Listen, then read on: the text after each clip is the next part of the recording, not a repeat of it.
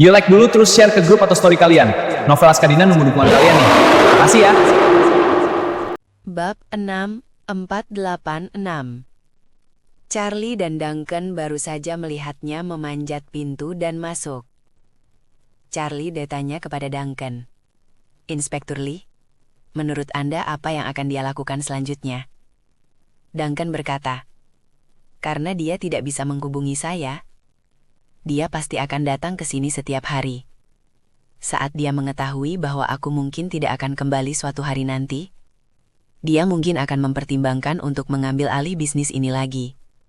Charlie mengangguk dan berkata, "Kalau begitu sepertinya waktu tidak terlalu bisa dikendalikan. Mungkin lebih baik menelponnya langsung dan mengatakan bahwa Anda mengalami keadaan darurat di negara tersebut dan perlu kembali. Mungkin akan memakan waktu 1 atau 2 bulan. Tapi yakinkan dia bahwa kamu akan kembali sebelum batas waktu 2 bulan. Setelah itu, Charlie berkata, kamu harus mengatasi masalah nada bicaranya. Biarkan dia merasakan bahwa kamu mungkin sedang dalam masalah besar dan mungkin tidak bisa kembali dalam 2 bulan. Oke? Kata Duncan. Cobalah untuk membujuknya melanjutkan produksi besok. Setelah itu, dia langsung menyalakan telepon dan menelepon kembali direktur pabrik. Manajer pabrik sedang berada di pabrik saat itu. Bermimpi bahwa Duncan telah menghilang. Tiba-tiba dia menerima telepon dari Duncan. Dan hatinya langsung merasa cemas. Dia melihat sekeliling dengan gugup. Khawatir Duncan tiba-tiba muncul entah dari mana. Karena memang tidak ada orang di sekitar, dia mengangkat telepon dan berkata sambil tersenyum. Hei, Bos Lee, kenapa ponsel Anda mati saat saya menelepon tadi? Duncan berkata, saya ada urusan mendesak yang mengharuskan saya kembali ke Tiongkok. Tidak ada penerbangan langsung dari Casablanca. Aku harus pindah ke Kairo. Aku baru saja turun dari pesawat. Ada apa yang ingin kau bicarakan denganku? Manajer pabrik itu sedikit kecewa. Namun, ia dapat mendengar bahwa nada suara Duncan sedikit cemas dan tampak sedikit linglung. Maka ia buru-buru bertanya kepadanya. Tuan Lee, mengapa Anda kembali sebelum pabrik mulai beroperasi? Kapan dana pasangan Anda akan masuk? Duncan berkata dengan kesal. Hei, kenapa kau terburu-buru sekali?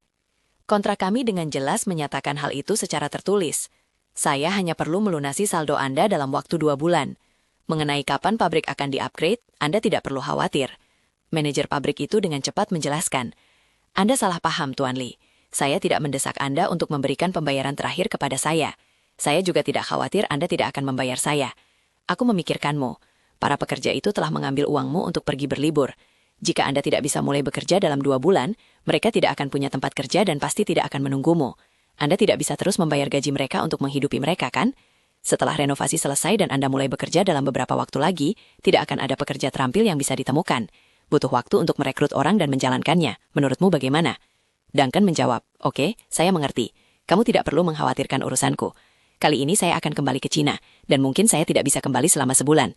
Aku akan menerima kekalahan itu saat itu. Tapi jangan khawatir, saya pasti akan membayar Anda pembayaran terakhir sebelum kontrak berakhir.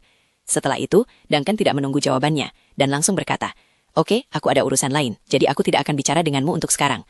Setelah mengatakan itu, Duncan menutup telepon. Otak direktur pabrik itu bekerja sangat cepat saat itu. Dia bergumam, dia mungkin tidak akan kembali dalam sebulan. Mungkinkah pria ini dalam masalah besar? Dia pergi, tetapi dia tidak datang langsung kepada saya untuk membatalkan kontrak dan meminta uang 100.000 itu kembali. Sepertinya dia masih memiliki secerca harapan. Namun dari nada bicaranya, diperkirakan dia sedang dalam masalah besar. Dan dia mungkin tidak akan kembali dalam sebulan. Saya rasa orang ini pasti tidak mampu membayar sisa tagihannya. Saat itu, dia akan kembali kepada saya untuk mengambil uang sebesar $100.000. Setelah itu, dia melihat peralatan di sekitarnya dan berkata dengan penuh semangat, siapa peduli, pabriknya menganggur dan upah pekerja sudah dibayar. Saya akan memanggil mereka kembali bekerja. Jika Bapak Lee tidak bisa mendapatkan uangnya kembali setelah 2 bulan dan datang kepada saya untuk meminta pengembalian dana, aku akan melawannya dengan gigi.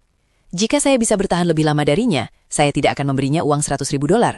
Jika dia benar-benar tidak bisa menunggu, atau dia bersikeras untuk menuntut saya, maka saya akan menunggu sampai pengadilan memutuskan bahwa saya kalah dan kemudian mengembalikan uang $100.000 kepadanya. Meskipun saya mengembalikan uangnya sebesar $100.000, saya tetap mendapatkan $100.000 tanpa mendapatkan apapun. Intinya adalah, saya akan mulai bekerja sekarang, dan dia bahkan telah membayarkan upah pekerja untukku. Bukankah semua ini sia-sia dalam 1 atau 2 bulan terakhir? Mungkin aku bisa mendapatkan tambahan $100.000. Kali ini aku benar-benar beruntung. Membayangkan hal itu, dia segera berlari keluar dengan penuh semangat, dan sekali lagi dengan canggung memanjat tembok itu. Setelah masuk ke dalam mobil, dia tidak pergi, namun ia langsung mendobrak pintu yang terkunci dengan gembok rantai. Lalu ia segera memanggil mandornya dan berkata, biarkan semua orang mengakhiri liburan mereka dan segera kembali bekerja. Mandor itu bertanya dengan heran, bos, bukankah Anda memberi kami cuti berbayar? Ya, bahkan aku pun membayar gaji ibumu. Manajer pabrik itu dengan marah memarahi. Mengapa kamu mengambil uangnya tapi tidak bekerja? Apakah kamu benar-benar berpikir ada hal sebaik itu? Cepatlah berangkat kerja. Kalau tidak, kamu harus mengembalikan semua uang muka yang telah kubayarkan. Bab 6487. Di desa-desa dan kota-kota terpencil, para pekerja tidak memiliki apa yang disebut hak. Selama atasan bisa memberi mereka pekerjaan, mereka akan berterima kasih dan pergi ketika disuruh pergi. Belum lagi soal kompensasi, bisa membayarkan upah mereka saja sudah merupakan berkah.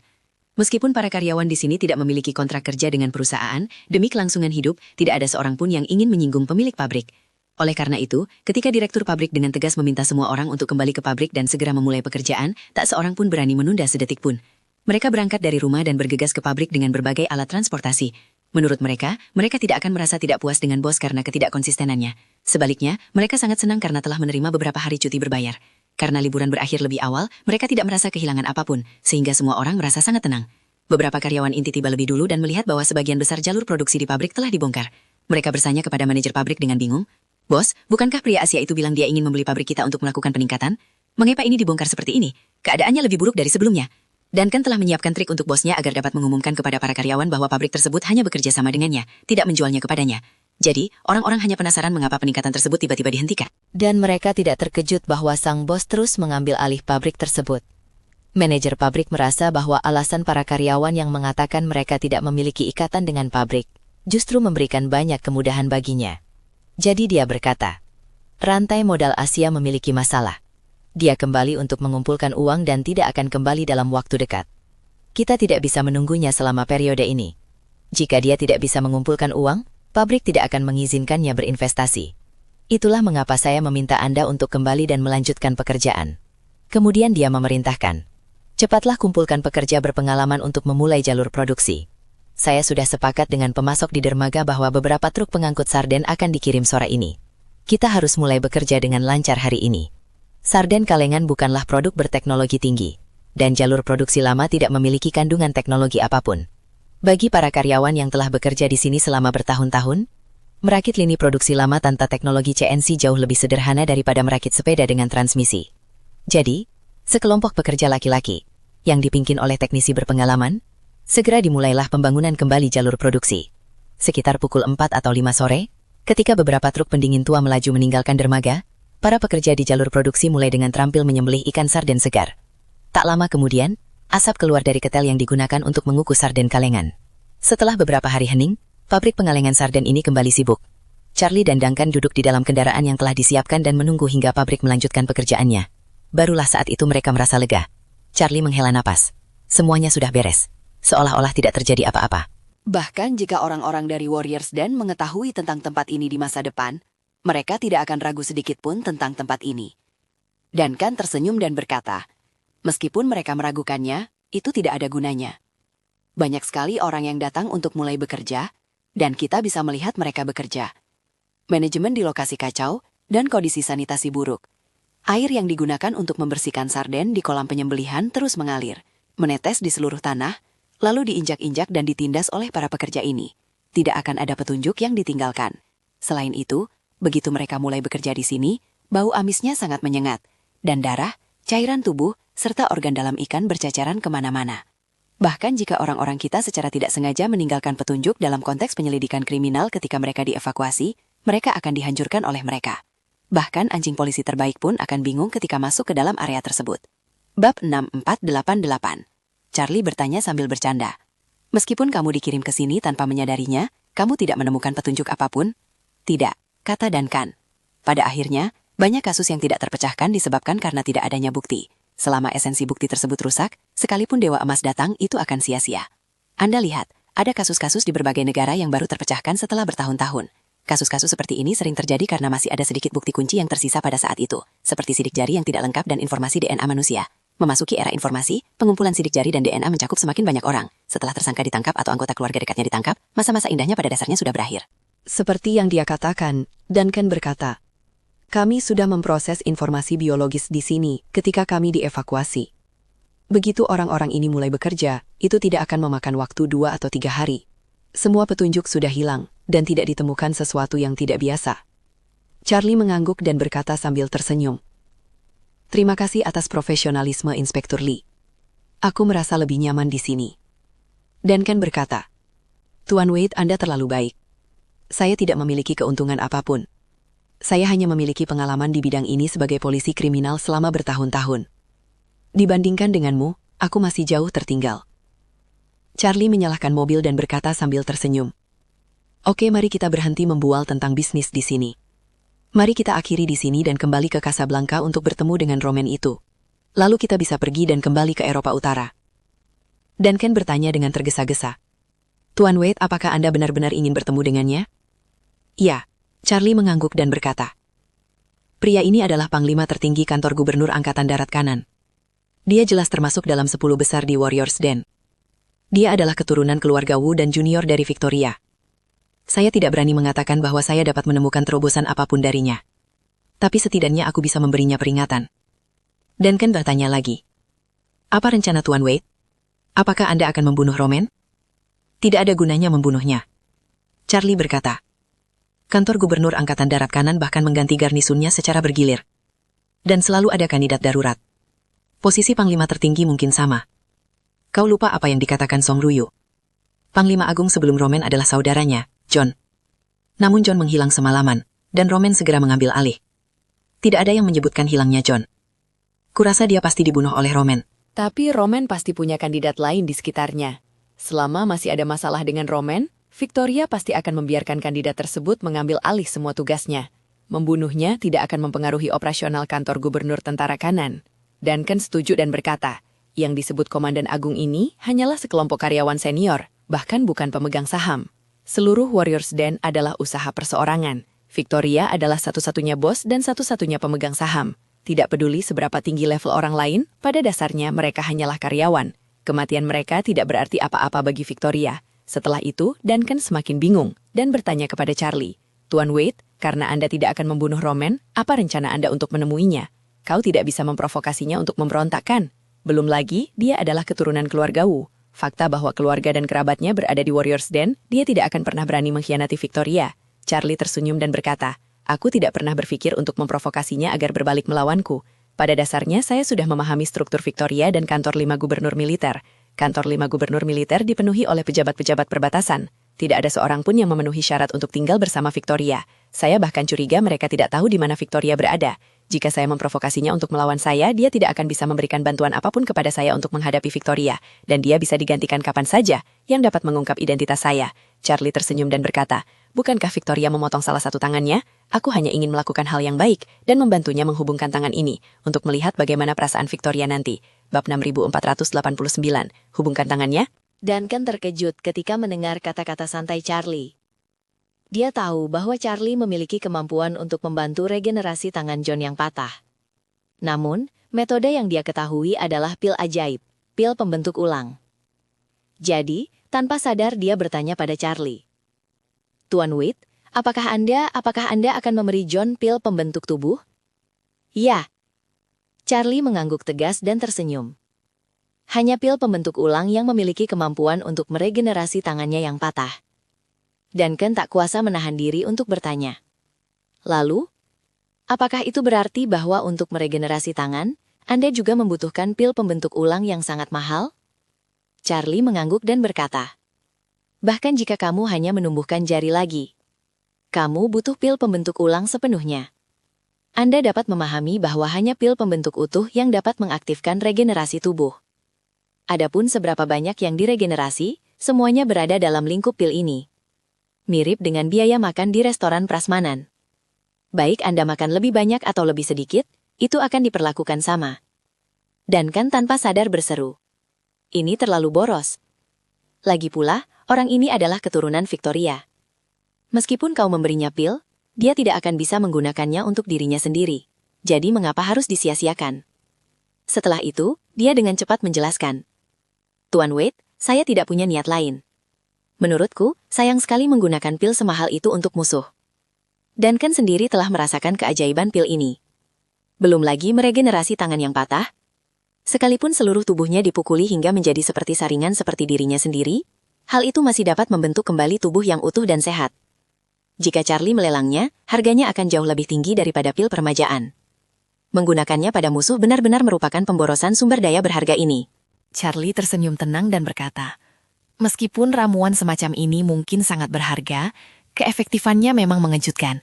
Lagi pula, barang ini tidak layak untuk dijual, tapi saya masih punya banyak. Obat itu tidak terlalu efektif jika saya mengonsumsinya secara normal. Tidak ada salahnya mengambil satu untuk membuat Victoria depresi." Duncan tidak tahu bagaimana harus mengungkapkan perasaannya untuk sesaat. Lalu dia hanya menghela napas dan berkata, Tuan Wade, jika kami tidak salah, tangan kiri John pasti telah dipotong oleh Victoria, dan kau menggunakan ramuan itu untuk memperbaruinya. Victoria mungkin sebenarnya tidak mengalami fluktuasi emosi apapun. Seperti yang dia katakan, Duncan menambahkan, ada juga John, kau membantunya menumbuhkan kembali tangan kirinya. Dia tidak berani menyembunyikannya dari Victoria, dan pasti akan memberitahunya sesegera mungkin. Victoria, jika dia takut bahwa pria itu memiliki motif tersembunyi, mungkin akan langsung menggantinya. Pada akhirnya, saya khawatir John akan mendapatkan keuntungan tanpa usaha apapun. Charlie tertawa dan berkata, jangan khawatir Tuan Lee. Saya bukan tipe orang yang akan mudah membiarkan orang lain mengambil keuntungan dari saya. Teman dan kerabat tidak masalah, tetapi musuh tidak punya peluang. Aku tahu semua ini, jadi jangan khawatir. Melihat Charlie begitu percaya diri, dan kan tahu bahwa dia pasti punya rencana sendiri. Jadi dia berhenti berbicara. Karena pasukan pengawal harimau Napoli dan pasukan pengawal kavaleri Nigeria telah datang ke Maroko secara oberkah, keberadaan mereka bukan lagi rahasia bagi Charlie, dan tidak sulit untuk menemukan mereka. Saat itu John berada di kantor Murtrade, membahas langkah-langkah penanggulangan selanjutnya dengan Chafran.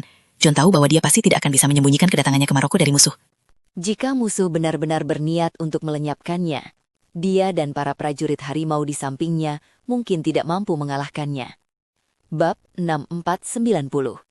Namun John tidak berani datang.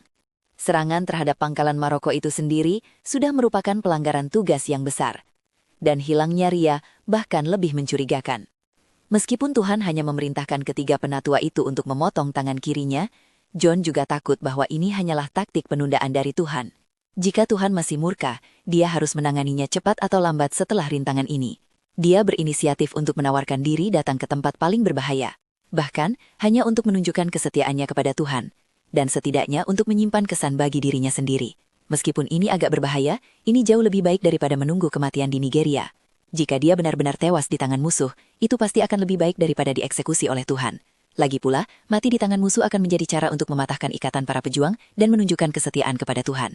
Tuhan tentu akan mengingatkan penggantinya untuk menjaga keluarganya dengan baik. Tidak seperti kakak laki-lakinya yang tertua, jenazahnya tidak hanya dikuburkan di tempat setelah kematian, namun istri dan anak-anaknya semuanya berada di bawah tahanan rumah, dan itu adalah tahanan rumah seumur hidup.